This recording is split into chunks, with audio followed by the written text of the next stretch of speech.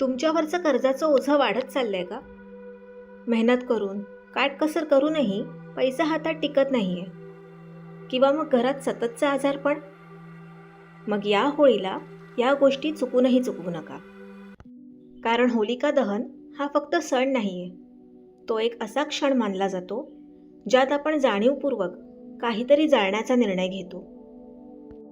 पण बहुतेक लोक एक मोठी चूक करतात. ते अग्नीत वस्तू तर जाळतात, पण मनातून काय नष्ट करायचंय ह्याचा संकल्प करतच नाहीत.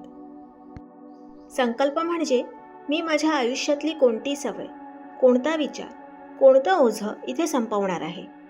या वर्षीच्या होलिका दहनात योग्य संकल्प करून योग्य ती वस्तू अर्पण केल्यावर तुमच्या परिस्थितीत बदलाची सुरुवात नक्कीच होऊ शकते.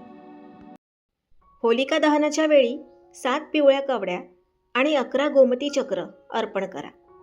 परंपरेनुसार कवड्या समृद्धीचं प्रतीक मानल्या जातात. कवड्यांमध्ये नकारात्मक ऊर्जा शोषून घेण्याची नैसर्गिक क्षमता असते. होलिका दहनाच्या पवित्र अग्नीत जेव्हा या 7 पिवळ्या कवड्या अर्पण केल्या जातात, तेव्हा त्या आपल्या आयुष्यातले आर्थिक अडथळे आणि दरिद्रता शोषून घेतात आणि अग्नीच्या माध्यमातून ती नकारात्मकता नष्ट करतात. आणि गोमती चक्र हे संरक्षणाचं प्रतीक मानलं जातं. या वस्तू अग्नीत अर्पण करताना एक संकल्प करा. आजपासून अवास्तव खर्चावर नियंत्रण ठेवणार, कमाईचा एक भाग तरी साठवून ठेवणार. आणि इथेच फरक पडतो. उपाय करणारे आणि परिणाम पाहणारे लोक वेगळे असतात. जे फक्त उपाय म्हणून करतात ते विसरतात, पण जे संकल्प करून करतात ते बदल घडवतात.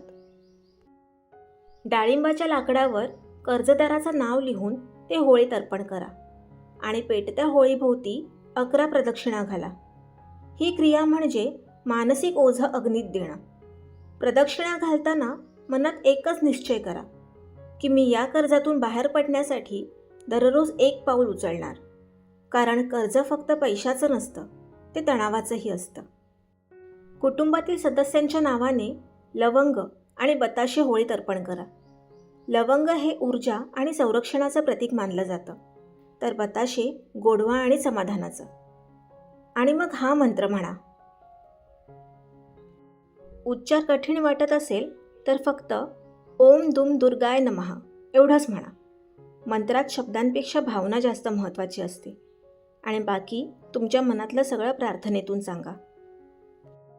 नारळाच्या वाटीत गूळ आणि तेल ठेवून ते होळीत अर्पण केल्यास राहूचा प्रभाव कमी होतो असं मानलं जातं. याचा अर्थ भ्रम, भीती आणि गोंधळ जाळण्याचा संकल्प. दुसऱ्या दिवशी होळीची राख घरी आणून त्यात मीठ आणि मोहरी मिसळा. मीठ हे शुद्धीचं प्रतीक आहे आणि मोहरी संरक्षणाचं. ही राख घरात ठेवताना एक भावना ठेवा, जे वाईट होतं ते जळून गेलं आणि आता नवीन सुरुवात. या होळीला तुम्ही काय नष्ट करणार आहात? कर्ज, भीती, असुरक्षितता की स्वतःवरचा अविश्वास? अग्नीत शक्ती आहे, पण खरी शक्ती तुमच्या निर्णयात आहे. हे सगळे उपाय परंपरेवर आधारित आहेत. प्रत्येकाने आपल्या विवेकाने आणि मान्यतेनुसार ते स्वीकारावेत. श्री स्वामी समर्थ.